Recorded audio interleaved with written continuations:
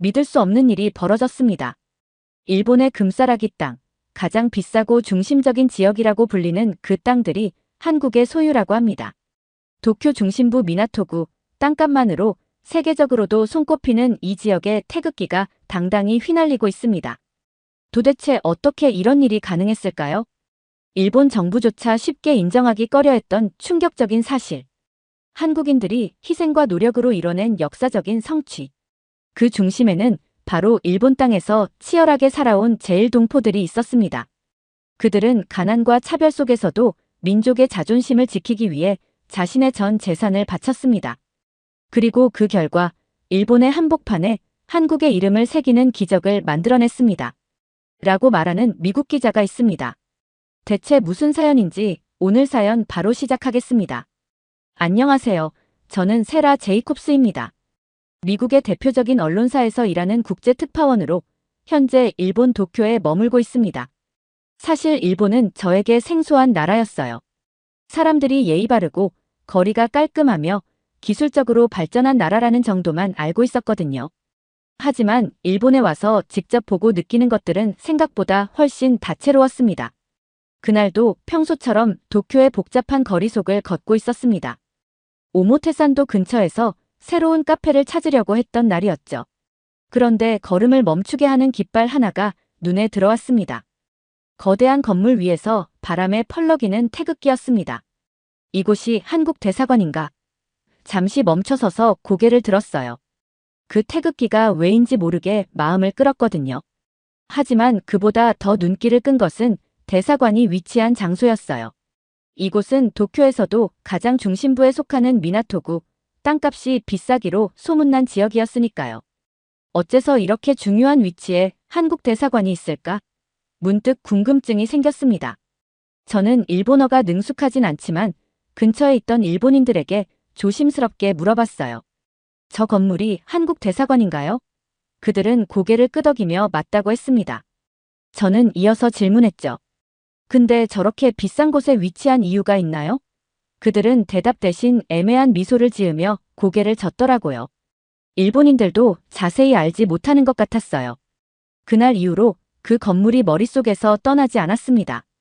어떻게 그곳에 자리 잡았는지, 어떤 이야기가 숨어 있는지 궁금했습니다. 특파원이라는 직업이 주는 특권이랄까요? 저는 이 질문에 대한 답을 찾아야겠다고 마음먹었습니다. 다음 날부터 저는 자료를 뒤지기 시작했습니다. 인터넷에 검색을 해보고 관련된 기사를 찾아 읽으며 몇몇 일본인 기자들과도 이야기를 나눴습니다. 그런데 생각보다 쉽지 않았어요. 한국 대사관이라는 키워드는 많았지만 이 부지가 어떻게 한국 정부 소유가 되었는지에 대한 정보는 제한적이었습니다. 그러다 한 한국 출신 기자와의 만남에서 실마리를 찾았습니다. 도쿄 대사관의 땅 말인가요? 그건 제일동포 한국인들이 기부한 거예요. 기자는 그렇게 말하며 웃었습니다. 기부요? 무슨 기부를 말씀하시는 거죠? 저는 놀라서 물어봤어요. 제일동포라고 한국에서 일본으로 건너온 사람들이 있거든요.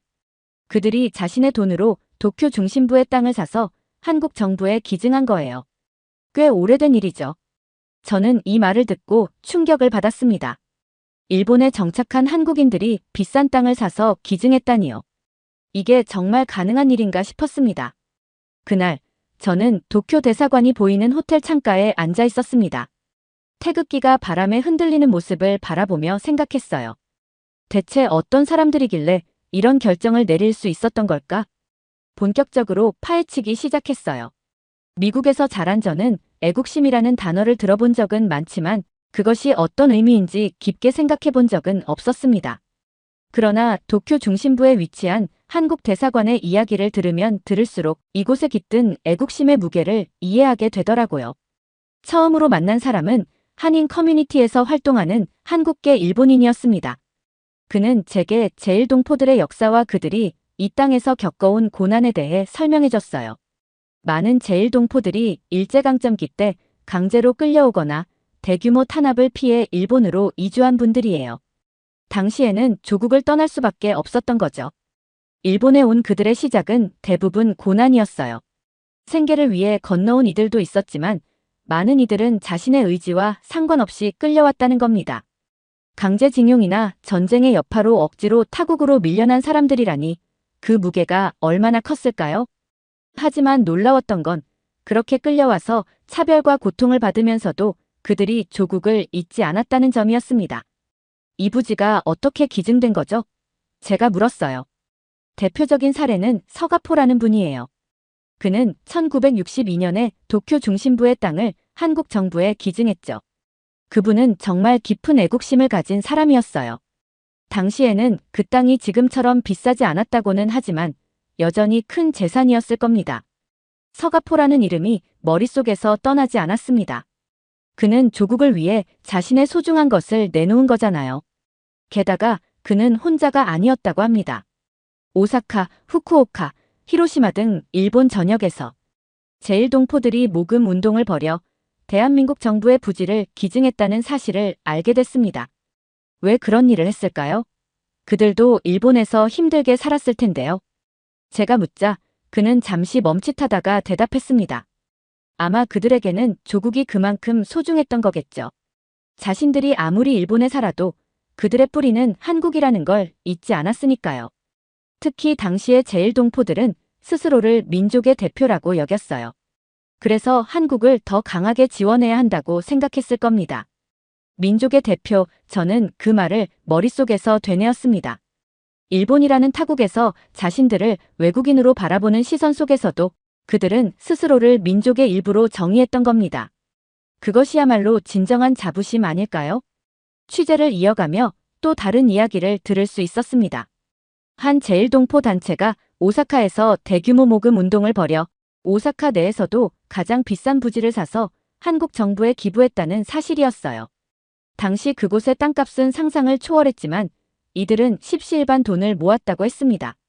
그런데 그 기부는 그들에게 어떤 의미였을까요? 저는 또 물었죠. 그는 눈빛을 빛내며 말했습니다. 그건 자신들의 존재를 증명하는 거예요. 일본 땅에서 그리고 전 세계에서 한국인으로서의 자존심을 잃지 않겠다는 다짐인 거죠. 그 순간 저는 등골이 서늘해지는 기분이 들었어요. 기부는 그들의 정체성과 존재를 증명하려는 몸부림이었어요. 이 이야기를 꼭 세상에 알려야겠어요. 제 스스로에게 그렇게 다짐했습니다. 기자로서 이 역사적 사실은 사람들의 마음을 움직일 수 있는 정말 강렬한 이야기였으니까요. 저는 더 깊이 알기 위해 직접 그들과 대화할 기회를 찾기로 했습니다. 다행히 이전에 만난 한국계 일본 기자의 도움으로 제1동포 커뮤니티에서 활동하는 한 어르신을 만날 수 있었습니다. 그분의 이름은 이순철 씨였고 일본 오사카에서 태어난 2세 제1동포였어요. 이순철 씨는 제가 처음 만났을 때부터 조심스러웠습니다. 외국 기자와 인터뷰를 하는 것이 익숙치 않다고 했죠. 그러나 자신의 이야기가 조국을 위해 쓸 수 있다면 좋겠다고 말씀하시며 조금씩 이야기를 풀어주셨어요. 저는 일본에서 태어났지만 제 뿌리가 한국이라는 것을 잊은 적이 없습니다. 그런데 그 사실을 지키기가 쉽지 않았어요. 특히 어릴 적에는요. 그가 들려준 이야기는 충격적이었습니다. 이순철 씨의 부모님은 일제강점기 당시 일본으로 끌려왔습니다. 강제징용으로 철도 공사 현장에서 일하다가 일본에 정착할 수밖에 없었다고 했어요. 전쟁이 끝난 뒤에도 고향으로 돌아가는 것이 현실적으로 불가능해졌고 결국 일본에서 새로운 삶을 시작해야 했죠. 하지만 우리가 일본에서 환영받는 존재는 아니었어요. 이순철 씨는 고개를 저으며 말했습니다. 어렸을 때 학교에 다니면 친구들한테 매일 놀림을 받았어요. 조센진이라고 부르면서 왜 일본에 사느냐고 소리치던 애들도 있었어요. 그는 차별의 무게를 온몸으로 견뎌야 했습니다. 심지어 성인이 되어서도 상황은 크게 다르지 않았다고 했어요. 당시에는 제1동포가 일본 회사에 취직하는 것도 거의 불가능했습니다. 일본 사회는 그들에게 외국인이라는 꼬리표를 붙였고 어떤 이들은 국적 때문에 주택 임대조차 거부당했습니다. 그래서 제1동포들은 자영업을 선택할 수밖에 없었어요. 식당을 하거나 작은 가게를 운영하며 먹고 살았죠. 그렇게 힘들게 번 돈으로도 조국을 위해 뭔가를 하고 싶었어요. 그는 제1동포들이 땅을 기부한 이야기를 들려주면서 눈시울을 붉혔습니다. 많은 사람들이 힘들게 번 돈을 모아 한국 정부의 땅을 기증했어요. 그 중에는 자신이 먹고 살기조차 힘든 사람들도 있었어요. 그래도 우리는 조국을 잊을 수 없었거든요. 이순철 씨는 손에 든 오래된 사진 한 장을 보여주었습니다. 사진에는 한 무리의 사람들이 태극기를 들고 서 있었어요. 남녀노소 다양한 사람들이었는데 표정에서 묘한 결의가 느껴졌습니다. 이 사진은 오사카에서 땅을 기부하기 위해 모금 운동을 벌이던 때 찍은 거예요. 제 부모님도 여기 계시죠. 저는 사진을 들여다보며 할 말을 잃었습니다. 그들은 자신들이 살아가는 세상에서 인정받지 못하는 존재로 여겨졌지만 그럼에도 불구하고 조국을 위해 자신을 희생했던 겁니다. 왜 그렇게까지 하셨나요? 저는 조심스럽게 물었습니다. 이순철 씨는 깊은 한숨을 내쉬며 대답했어요. 우리가 겪은 차별을 생각하면 일본에 동화되어 살아가는 것이 더 쉬웠을지도 몰라요. 하지만 그건 우리 정체성을 버리는 일이었죠. 우리는 우리 자신이 한국인이라는 것을 잊지 않고 싶었어요. 우리의 자손에게도 그걸 물려주고 싶었고요. 그의 말은 깊은 울림을 남겼습니다. 차별과 억압 속에서 자신을 지키기 위해 조국을 사랑하는 일이 얼마나 강렬한 힘을 줄 수 있는지 처음으로 깨달았어요.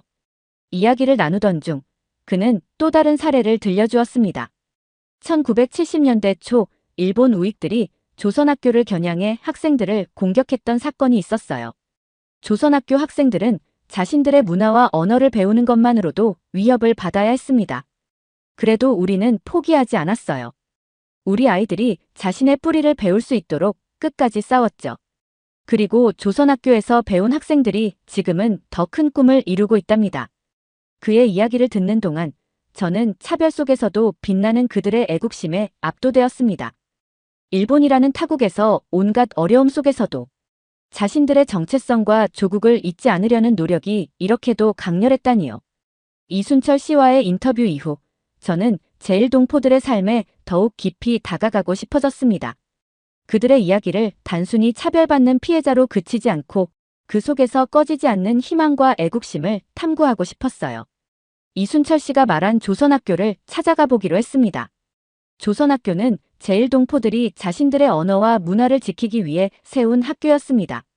일본 땅에서 한국의 언어를 배우고 한국의 역사를 가르치며 자신들이 한국인임을 잊지 않게 해주는 소중한 공간이었죠. 하지만 조선학교가 어떤 차별을 받아왔는지에 대해 들었을 때 저는 큰 충격을 받았습니다. 도쿄 외곽에 위치한 한 조선학교를 방문한 날, 저는 학교 입구에서 태극기를 발견했습니다. 작은 공간이었지만 아이들의 웃음소리가 울려 퍼지고 있었습니다. 교장은 조용히 학교를 소개하며 일본에서 조선학교가 겪어온 이야기를 차분히 들려줬습니다. 여기는 우리의 정체성을 지키기 위한 마지막 보루입니다. 하지만 그 과정을 쉽다고는 절대 말할 수 없죠. 교장이 건물 안으로 저를 안내하며 말을 이어갔습니다. 이 학교는 일본 정부로부터 무상교육 지원을 받지 못하고 있어요. 일본의 모든 학교가 지원받는 혜택을 우리는 받지 못합니다. 심지어 외국인 학교들조차 대부분 혜택을 받지만 조선학교만 제외됐습니다. 왜 그런가요? 저는 의아해하며 물었습니다. 그 이유는 간단해요. 우리가 민족교육을 한다는 이유 때문이죠. 일본 정부는 한국어와 한국 역사를 가르치는 것을 탐탁지 않게 여깁니다. 하지만 그렇다고 해서 우리가 우리 것을 포기할 수는 없습니다. 교실 안으로 들어가자 아이들이 한국어로 된 책을 읽고 있었습니다. 어떤 아이는 태극기를 그리는 숙제를 하고 있었어요. 저는 그 작은 손들이 만들어내는 그림을 보며 가슴이 먹먹해졌습니다. 아이들이 일본에서 얼마나 힘들게 살아가는지 아세요? 교장이 저를 바라보며 물었습니다. 특히 몇 년 전까지만 해도 조선학교 교복을 입고 거리를 다니면 우익단체들이 따라오며 괴롭혔습니다. 어떤 학생은 칼로 교복을 찢기까지 했죠. 그 이후로는 교복을 학교에서만 입게 했습니다. 이 말을 듣는 순간 저는 눈물이 날 뻔했습니다. 아이들이 자신의 정체성을 지키는 것만으로도 이렇게 큰 위험을 감수해야 하다니요. 그러나 교장은 오히려 단호한 표정으로 말을 이었습니다. 하지만 아이들은 이 모든 것을 이겨내고 있습니다. 아이들은 우리보다 더 강합니다.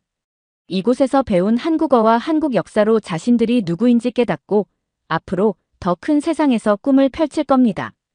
그는 한 학생의 이야기를 들려줬습니다. 몇 년 전 조선학교를 졸업한 학생 중 한 명이 일본 명문 대학에 입학했다는 겁니다. 그는 자신의 정체성을 숨기지 않고 당당히 자신이 조선학교 출신임을 밝혔어요. 그리고 학업 성적으로 모든 차별을 이겨냈다고 했습니다. 그 학생이 저에게 이런 말을 했습니다. 교장 선생님, 제가 성공하면 우리 학교를 더 널리 알릴게요. 교장의 말을 듣고 저는 아이들이 공부만을 배우는 것이 아니라 자신들의 뿌리와 정체성을 지키는 전사와도 같다는 생각이 들었습니다. 학교를 둘러보며 저는 벽에 걸린 사진 한 장을 보게 되었습니다. 오래된 사진 속에는 아이들이 태극기를 들고 환히 웃고 있었어요. 하지만 교장은 그 사진을 보며 무겁게 말했습니다. 이 사진 속 아이들 중 일부는 끝내 차별을 이기지 못하고 학교를 떠났습니다. 그러나 그들의 흔적은 남아 있습니다. 그들은 우리 학교의 역사이자 이 아이들에게 물려줄 자부심입니다. 조선학교를 방문한 이후 저는 제1동포들이 어려운 환경 속에서 살아남는 것 이상의 무언가를 하고 있다는 생각이 들었습니다. 그들은 자신의 정체성을 지키기 위해 그리고 조국을 기억하기 위해 세대를 초월한 노력을 이어가고 있었어요. 하지만 이 노력의 진정한 깊이를 알게 된 건 한 제1동포 모임에 초대를 받고 난 뒤였습니다. 오사카의 작은 한 식당에서 열린 모임이었어요. 좁은 공간에 3, 4, 5 사람들이 모여 있었는데 대부분은 연세가 지긋한 어르신들이었습니다. 저는 그곳에서 각자 다른 이야기를 들을 수 있었지만 공통된 하나의 주제가 있었습니다. 바로 그들이 여전히 한국인으로서 살아가고 있다는 사실에 대한 자부심이었어요. 저는 경상도 출신이에요. 한 어르신이 말했습니다. 부모님께서 일제강점기에 일본으로 넘어오셨죠. 저는 일본에서 태어났지만 항상 경상도 사람이라는 마음으로 살았습니다. 다른 분들도 비슷한 이야기를 꺼냈습니다. 우리 집안은 함경남도에서 왔습니다. 할아버지가 북쪽에서 이곳까지 오셨다고 들었어요. 지금도 고향 이야기를 하면 눈물이 나요. 저는 가만히 그들의 이야기를 들으며 가슴이 먹먹해졌습니다. 왜 이렇게까지 고향 이야기를 전하고 싶으신가요? 저는 조심스럽게 질문을 던졌어요. 그들은 잠시 서로를 바라보더니 한 어르신이 미소를 지으며 말했습니다. 고향은 우리 정체성의 근본이죠. 그걸 잊으면 우리가 누구인지도 잊게 됩니다. 그 말을 들으며 저는 제 자신이 지금까지 얼마나 편안하게 살아왔는지 깨달았습니다. 저 역시 미국에서 태어나고 자랐지만 미국이 제게 특별한 의미를 준 적은 없었어요. 그저 거기에서 태어났다는 사실만으로 충분했죠. 그런데 이 사람들은 자신의 뿌리를 지키기 위해 어떤 고난도 감수해왔다는 점이 너무나도 인상 깊었습니다. 모임은 점점 더 따뜻한 분위기로 이어졌습니다. 한 할머니는 자신의 손녀 이야기를 하며 자랑스러워했어요. 우리 손녀는 일본에서 태어났지만 한국어를 너무 잘해요. 이번에 한국에 다녀와서 아주 신이 났답니다. 할머니, 서울은 정말 멋있었어요.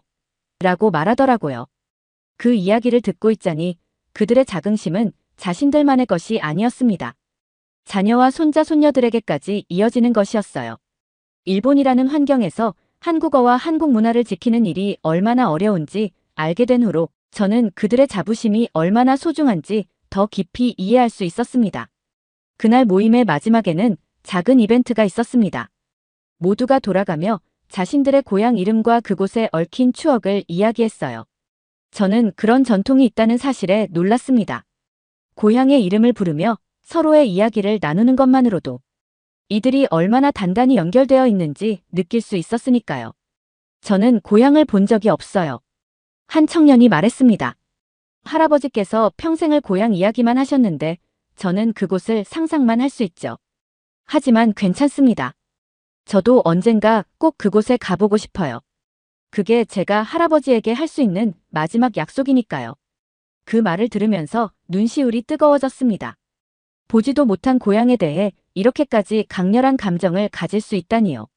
모임이 끝난 뒤 저는 작은 길을 따라 걸으며 생각에 잠겼습니다. 제1동포들이 자신의 뿌리를 지키려는 이 노력은 인간 본연의 이야기였어요. 우리가 누구인지, 어디에서 왔는지, 그리고 그 정체성을 어떻게 지켜가는지가 얼마나 중요한지를 보여주는 증거였습니다. 문득 궁금해졌어요. 지금은 어떤가? 시간이 흐르면서 일본 사회는 그들에게 어떤 변화를 허락했을까? 그들의 삶은 과거보다 나아졌을까? 다음 날, 저는 한 제일동포 3세를 만났습니다. 이름은 이진수, 일본 이름은 이사무라고 했어요.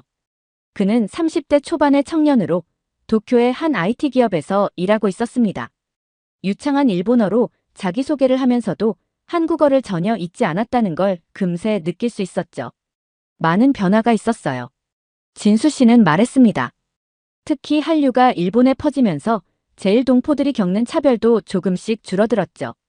한류라는 단어가 나오자마자 저는 즉시 한국 드라마와 K-팝이 떠올랐습니다. 몇 년 전만 해도 일본 거리에서 들리는 한국 노래가 이토록 익숙하게 느껴지지는 않았을 거예요. 예전에 제일동포들은 일본에서 항상 숨죽이며 살아야 했어요. 한국 출신임을 드러내는 것은 곧 차별을 의미했죠. 요즘 일본에서 BTS와 블랙핑크 모르는 사람이 없어요. 심지어 우리 회사 팀장도 BTS의 노래를 듣고 좋아합니다. 얼마 전에는 오징어 게임이 넷플릭스에서 데이트를 치면서 한국에 대한 관심이 폭발적으로 늘어났죠. 저는 그의 말에 크게 공감했습니다. 실제로 일본 거리에서는 한국 음식을 파는 가게와 한류 관련 상품들이 쉽게 눈에 띄었어요. 진수 씨는 한류가 문화적 열풍에서 끝나는 게 아니라 제일동포들의 자긍심을 다시 세우는데도 큰 역할을 했다고 설명했습니다. 저도 어릴 때는 힘들었어요. 친구들에게 너는 왜 한국 이름을 가지고 있느냐는 질문을 수도 없이 받았죠. 하지만 지금은 오히려 제 한국 이름을 멋있게 봐주는 사람들이 많아요. BTS와 블랙핑크 덕분인지 이제는 한국이라는 단어가 차별이 아니라 자랑이 되는 시대가 왔으니까요. 그는 자신이 한국 출신임을 숨기지 않는다고 했습니다. 회사에서 제 이름이 이진수라는 걸 알면 다들 놀라워하면서도 흥미를 보여요. 과거의 부정적인 시선과는 완전히 달라졌죠. 그는 조심스럽게 덧붙였어요. 물론 아직도 완전히 해결된 건 아니에요. 차별은 여전히 존재합니다. 하지만 한류는 일본 내 한국인의 이미지를 크게 바꿔놓았고 특히 제일동포들에게도 자긍심을 다시 찾아줬어요. 저는 그의 말에 깊이 공감했습니다. 문화가 사람들의 생각을 바꿀 수 있다는 점이 너무나 강렬하게 다가왔어요. 얼마 전 그의 여동생이 고등학교에서 더 글로리라는 한국 드라마를 친구들과 함께 시청했는데 그 드라마가 학교 내에서 큰 화제를 모았다고 했어요. 드라마 속에서 한국 사회의 다양한 면모를 보며 일본 친구들이 한국 문화에 대해 더 많은 질문을 던지기 시작했다고 했죠. 그 친구들이 한국 드라마를 보고 나서 한국어를 배우고 싶다고 했대요. 그래서 여동생이 직접 한국어 문장을 가르쳐 줬다더라고요. 이런 일은 예전에는 상상도 못했을 겁니다. 솔직히 조선학교를 다니지 않은 3세, 4세 제일동포들은 한국과의 연결이 점점 약해졌어요. 하지만 BTS나 블랙핑크 같은 그룹이 세계적으로 성공하면서 많은 젊은 제일동포들이 다시 한국에 관심을 갖게 되었죠. 한국어를 배우기 시작하거나 한국에 여행을 다녀오는 친구들도 많아졌어요. 그는 한 친구의 이야기를 들려줬습니다. 그의 친구는 일본에서 대학을 졸업한 뒤 한국으로 유학을 떠났다고 했어요. 한국에서의 유학 생활은 그 친구에게 완전히 새로운 세상을 열어줬고 그는 한국 문화를 더 깊이 이해하며 스스로를 진정한 한국인으로 받아들였다고 했습니다. 이 이야기를 들으며 저는 문화가 사람들의 생각을 바꿀 수 있다는 사실을 다시 한번 깨달았습니다. 저는 그들이 왜 그렇게 오랜 세월 동안 조국을 잊지 않으려 노력했는지, 그리고 어떻게 그런 애국심이 가능한지에 대해 더 깊이 알고 싶었습니다. 그 질문에 대한 답을 찾기 위해 이번에는 제일동포 1세 어르신을 만나기로 했습니다. 오사카 외곽의 한 작은 찻집에서 만난 어르신, 이름은 김현수 씨였습니다. 그는 나이가 지긋했지만 표정에는 강한 생명력이 느껴졌어요. 그는 1940년대 말 어린 나이에 일본으로 건너온 후 지금까지 살아온 자신의 이야기를 들려줬습니다. 우리 가족은 원래 제주도에서 살았어요. 하지만 4.3 사건 때 마을이 불타고 많은 이웃들이 목숨을 잃었죠. 저희 부모님은 더 이상 고향에 머무를 수 없다고 판단하셨고 우리 가족은 목숨을 걸고 일본으로 건너왔습니다. 그의 이야기는 마치 영화 같았습니다. 어린아이가 고향을 등지고 낯선 땅에서 시작한 삶은 결코 쉬운 일이 아니었을 겁니다. 그러나 그가 말하는 가장 놀라운 점은 그렇게 고향을 떠나와서도 여전히 조국을 잊지 않았다는 점이었습니다. 일본에서의 삶은 정말 힘들었어요. 조선인이라는 이유만으로 우리가 받을 수 있는 차별은 상상 이상이었죠. 하지만 부모님은 항상 말씀하셨어요. 우리가 여기서 아무리 힘들어도 너희는 한국인임을 잊어서는 안 된다. 그는 말끝에 깊은 한숨을 쉬며 자신이 평생을 걸쳐 지켜온 한 가지 신념을 들려줬습니다. 그것은 바로 희생이었습니다. 제1동포들이 일본에서 한국 대사관과 영사관의 땅을 기증한 이야기를 들었죠. 우리에게 그 땅은 우리의 목소리를 세상에 알리는 하나의 방법이었습니다. 우리가 일본에서 아무리 차별받고 소외되어도 우리는 우리의 조국과 연결되어 있다는 것을 증명하고 싶었어요. 김현수 씨는 자신도 그 모금 운동에 동참했다고 말했습니다. 그는 당시 돈이 거의 없었지만 자신이 번 돈의 일부를 모아 기부했다고 했습니다. 그때는 정말 배를 골아가며 돈을 모았습니다. 하지만 그 돈이 우리 조국의 깃발을 세우는 데 쓰인다고 생각하니 배고픔쯤은 아무것도 아니었어요. 저는 그의 말을 듣고 가슴이 먹먹해졌습니다. 자신과 가족이 생계를 잇기조차 어려운 상황에서도 조국을 위해 희생할 수 있다는 그 마음은 도저히 쉽게 이해할 수 없는 것이었어요. 왜 그렇게까지 하셨나요? 저는 조심스럽게 물었습니다. 그는 잠시 생각하더니 단호한 목소리로 대답했습니다. 그건 우리의 자부심이기 때문입니다. 조국은 우리가 어디에서 살아가든 우리의 뿌리입니다. 그 뿌리가 없다면 우리는 그냥 떠도는 존재에 불과했을 겁니다. 그의 말이 제 마음에 깊이 새겨졌습니다. 그는 이어서 또 다른 이야기를 들려줬습니다.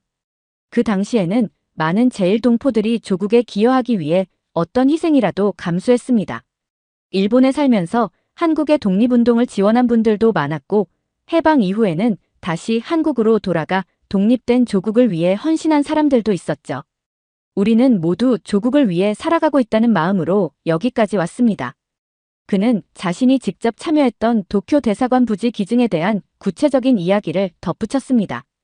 당시 제1동포 커뮤니티가 힘을 모아 도쿄 중심부의 땅을 구매했고 그것을 대한민국 정부에 기증했다고 했죠.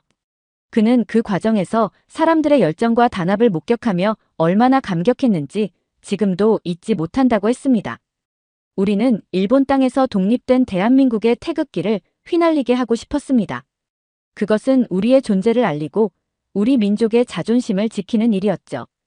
김현수 씨와의 대화를 마친 후 저는 도쿄 대사관 앞에서 처음 태극기를 보았을 때의 기억이 떠올랐습니다.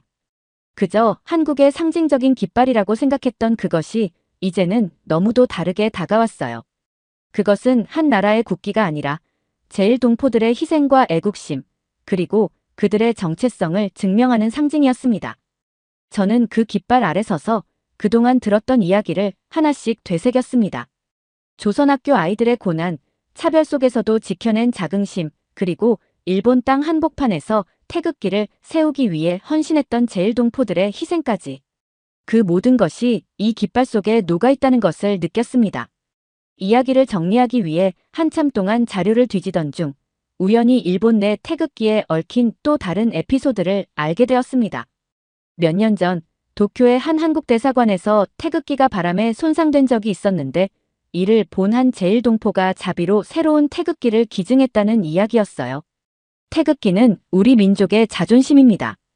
내가 할 수 있는 일이 이것뿐이라면 내 작은 힘이라도 보태고 싶었어요. 이 짧은 이야기를 읽는 것만으로도 저는 마음이 울컥했어요. 그들은 일본 사회에서 차별받고 소외되면서도 자신의 조국을 향한 사랑과 자부심을 잃지 않았습니다.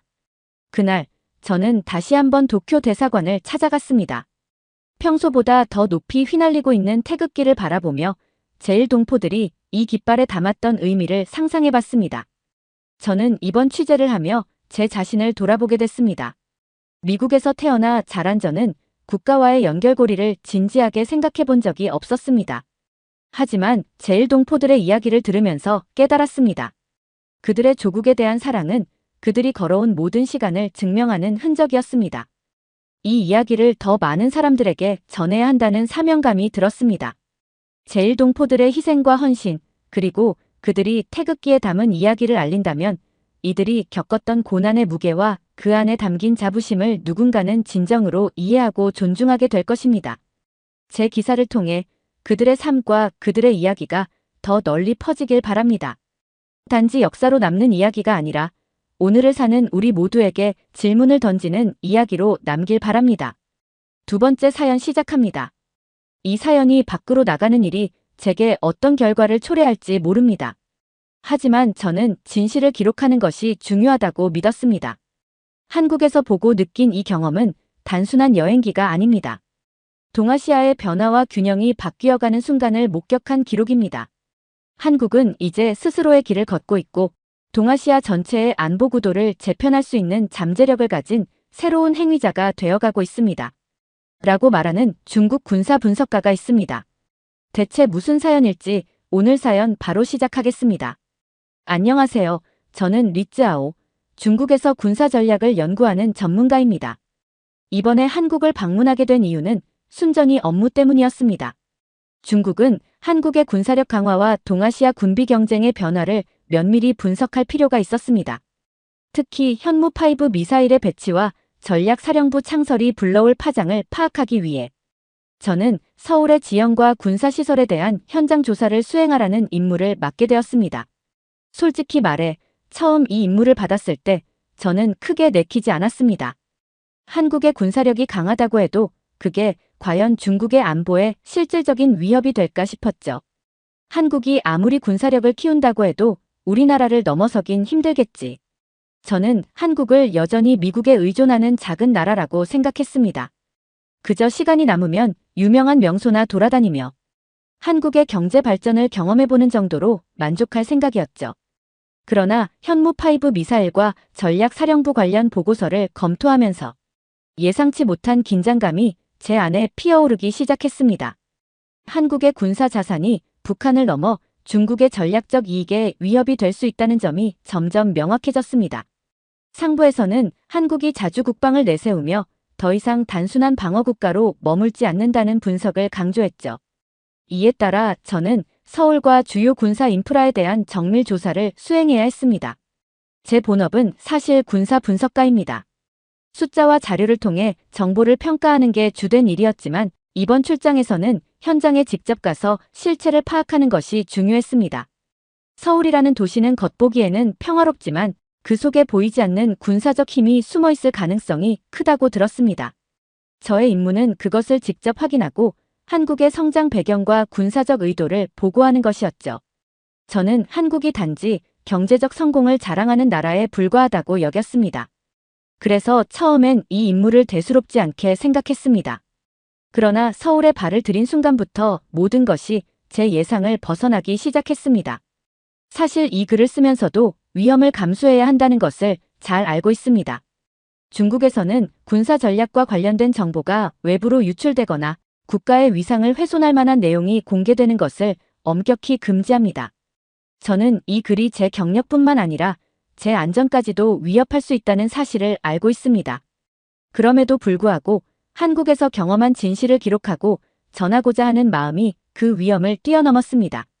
저는 서울에서 예상하지 못한 현실을 마주하며 중국이 스스로 당연하게 여겨온 군사적 우위에 대한 의문을 품게 되었습니다.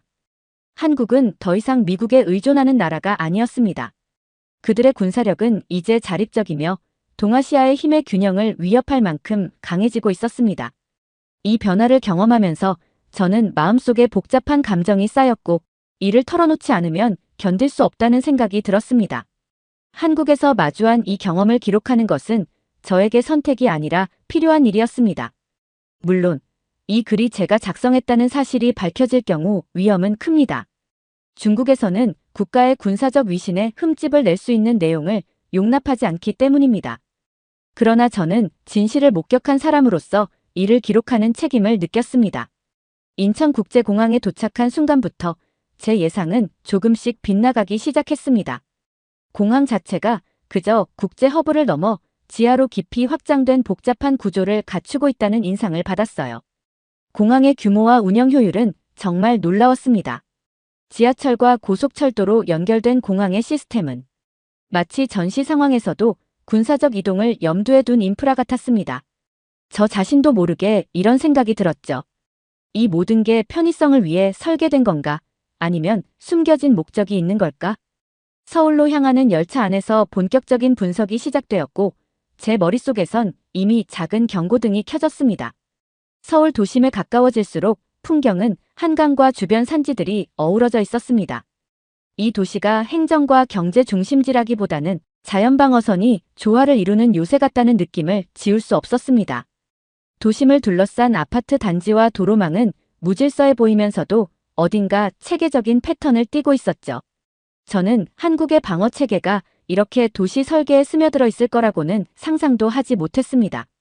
제가 찾은 첫 번째 호텔방 창문에서 멀리 보이는 산지와 고층 아파트들의 조화를 바라보았습니다.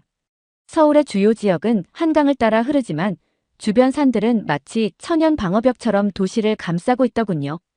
산과 강이 어우러진 이 도시는 그냥 우연이 아닐 거야 하고 혼잣말했습니다.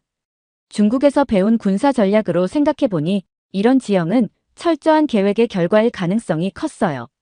도시를 둘러보다 보니 한국 사람들이 일상 속에서 얼마나 자부심을 느끼는지도 알게 됐습니다.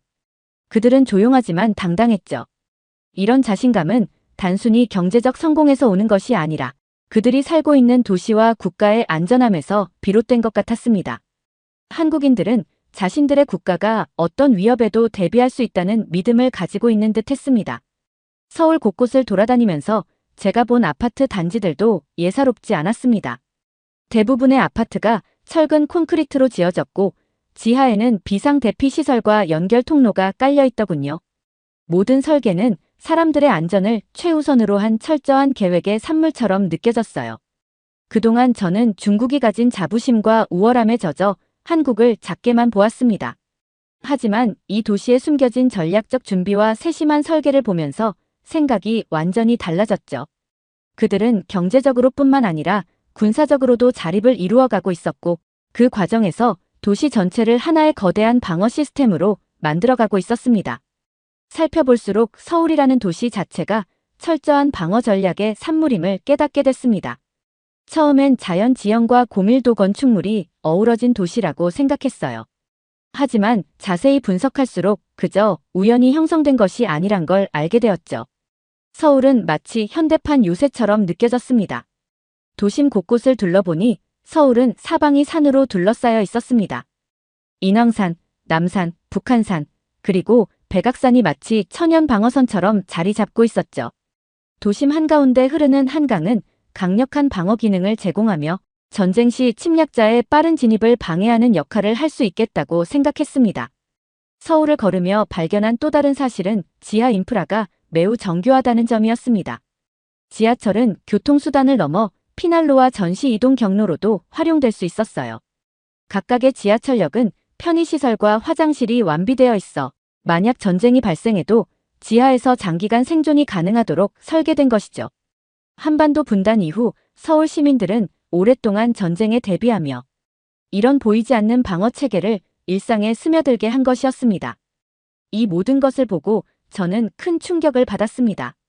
한국이 방어를 넘어 어떠한 침략에도 대비한 도시 설계를 이미 완성했다는 점에서 놀랐죠. 저는 서울이 그저 관광객을 위한 매력적인 도시인 줄 알았습니다. 하지만 이제 보니 이곳은 필요할 때 전선으로 기능할 수 있는 거대한 방어 거점이었습니다. 게다가 이러한 준비를 하고도 한국인들은 일상 속에서 불안감 없이 생활하고 있다는 점이 경이로웠습니다. 저는 한국을 무시했던 제 오만함을 반성하지 않을 수 없었어요. 중국에서는 전쟁 대비를 강조하며 군사훈련을 일상화하고 있지만 한국은 그 준비를 겉으로 드러내지 않는 방식으로 해내고 있었습니다. 이는 군사력의 차이를 넘어 국가 안보에 대한 접근 방식의 차이를 보여주는 것 같았습니다. 서울에 대한 분석이 깊어질수록 저는 일상과 방어가 교묘히 얽혀 있다는 사실에 더 놀랐습니다. 특히 아파트 단지와 주거 환경이 군사 전략의 일부로 설계된 것이 인상 깊었죠. 이 아파트들은 전시의 장애물이 되어 침투를 어렵게 만드는 기능을 합니다. 겉으로는 평범한 고층 아파트들이지만 철근 콘크리트 구조로 만들어져 폭격에도 견딜 수 있는 내구성을 갖추고 있었죠.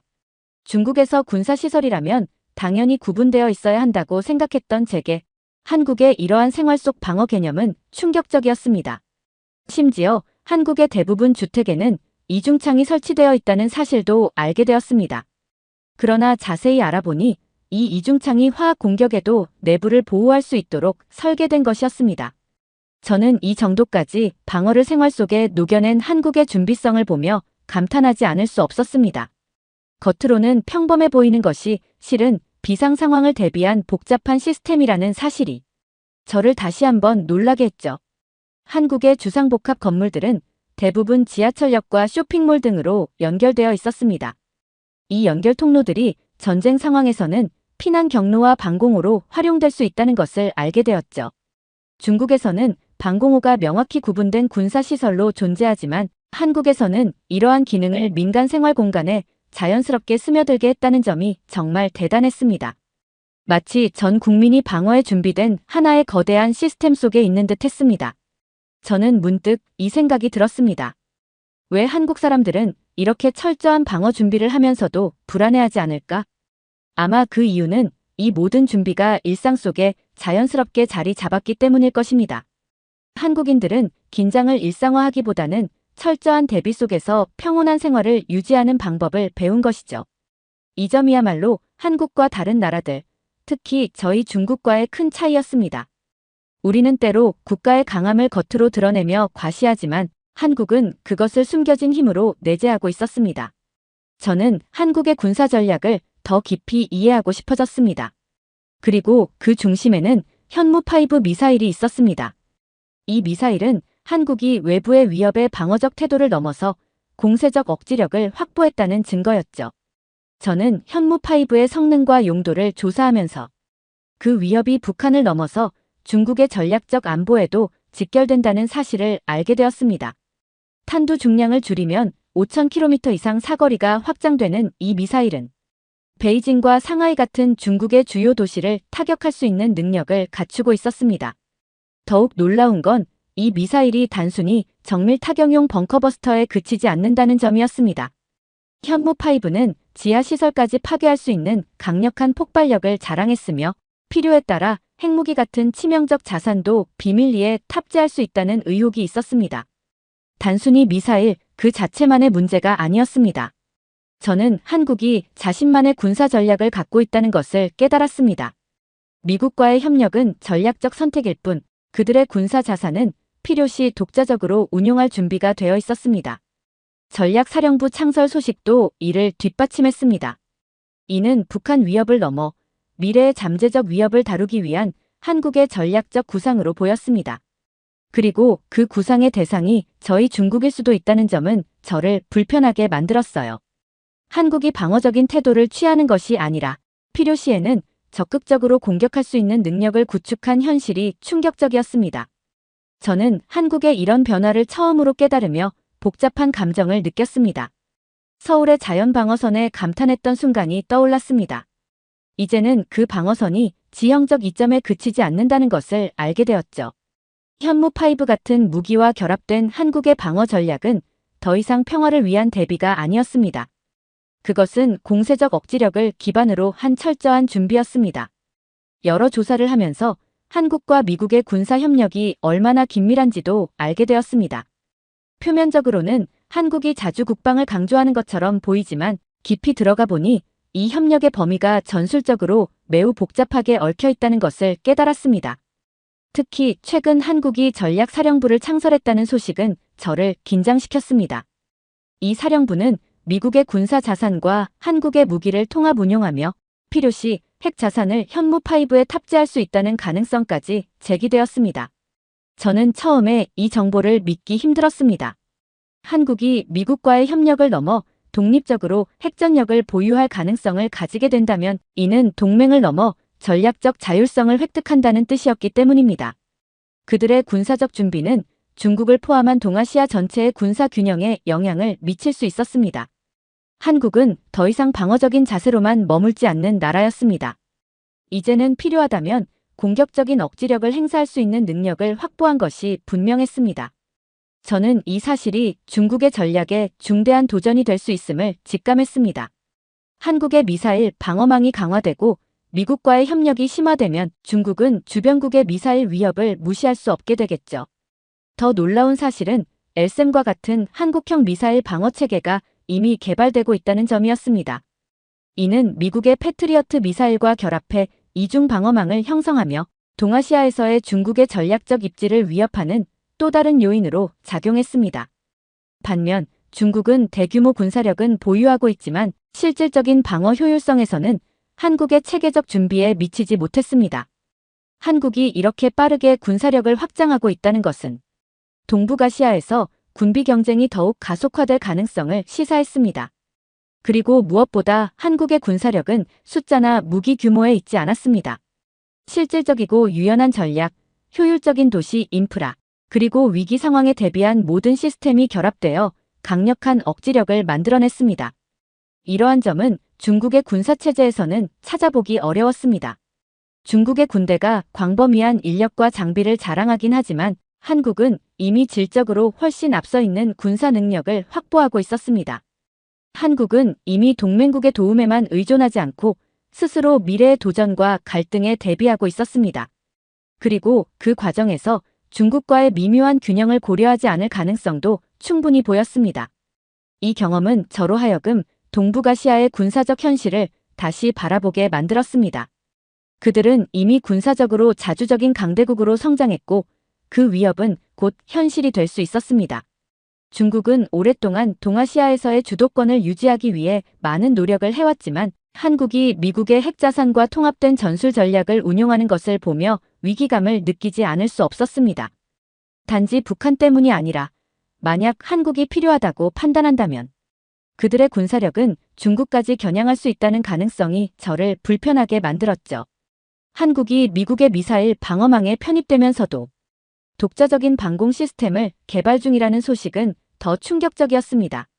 미국과 결합된 이중 방어망은 북한뿐 아니라 중국의 미사일까지 쉽게 막아낼 수 있는 구조로 완성될 예정이었습니다. 한국의 이런 군사적 성장이 내심 위협적으로 느껴졌습니다.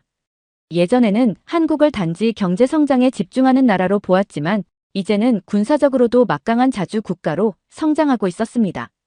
아마 제 마음속에 자리 잡은 이 감정은 위축된 자부심에서 비롯된 걸지도 모릅니다. 한국이 점점 더 강해질수록 그동안 중국이 자신해왔던 군사적 우위가 도전을 받는 것처럼 느껴졌으니까요. 한국이 구축하고 있는 방어망은 이제 중국의 전략적 계산까지 뒤흔들 수 있는 잠재력을 갖고 있었습니다. 시간이 지날수록 한국과 중국의 힘의 균형이 더 이상 예전과 같지 않음을 느꼈습니다. 한국의 성장과 준비가 자주국방을 넘어 동아시아의 군사 질서를 재편할 수도 있다는 가능성이 저를 괴롭게 만들었습니다. 그리고 그 현실을 인식하는 순간 저는 한국의 진짜 힘이 단지 군사력에만 있는 것이 아니라는 것을 깨달았습니다. 그들은 강해지면서도 겉으로 드러내지 않고 평범한 일상 속에 힘을 숨기고 있었습니다. 저는 이런 태도가 더욱 위협적으로 느껴졌습니다. 서울에서의 마지막 며칠 동안 저는 한국의 현재와 미래가 동아시아의 군사적 질서를 어떻게 재편할지에 대해 깊은 생각에 빠졌습니다.